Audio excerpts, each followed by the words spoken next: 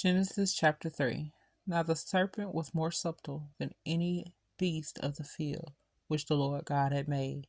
And he said unto the woman, Yea, hath God said, Ye shall not eat of every tree of the garden?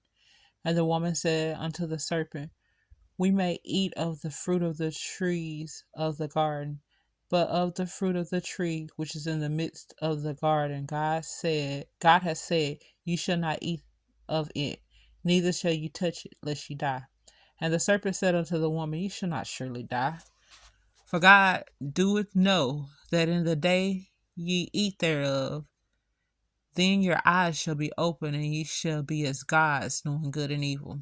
And when the woman saw the tree was good, when the woman saw that the tree was good for food, and that it was pleasant to the eyes, and a tree to be desired to make one wise, she took of the fruit thereof, and did eat, and gave also unto her husband uh, with her, and he did eat.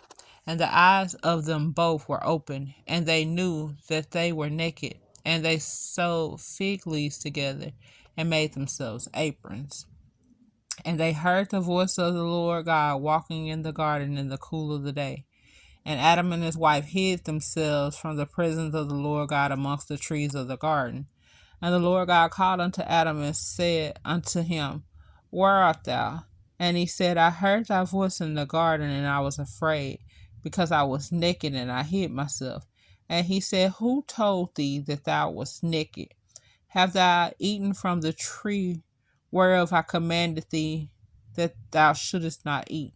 And the man said, The woman whom thou gavest to be with me, she gave me of the tree, and I did eat. And the Lord God said unto the woman, What is this that thou hast done? And the woman said, The serpent beguiled me, and I did eat. And the Lord God said unto the serpent, Because thou hast done this, thou art cursed above all cattle, and above every beast of the field. Upon thy belly shalt thou go, and dust shalt thou eat all the days of thy life. And I will put enmity between thee and the woman, and between thy seed and her seed. It shall bruise thy head, and thou shalt bruise his heel. Unto the woman he said, I will greatly multiply thy sorrow and thy conception. In sorrow shalt thou bring forth children, and thy desire shall be to thy husband, and he shall rule over thee.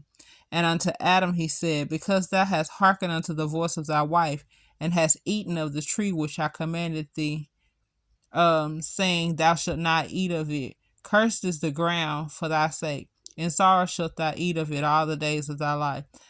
Thorns also and thistles shall it bring forth to thee, and thou shalt eat the herb of the field.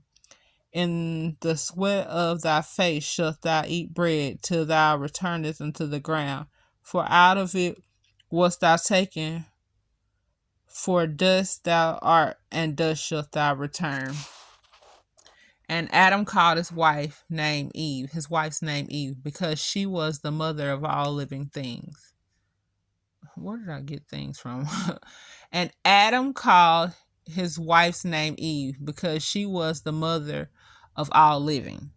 Unto Adam also and to his wife did the Lord God make coats of skins and clothe them. And the Lord God said, Behold, the man is become as one of us, to know good and evil. And now he put forth his hand.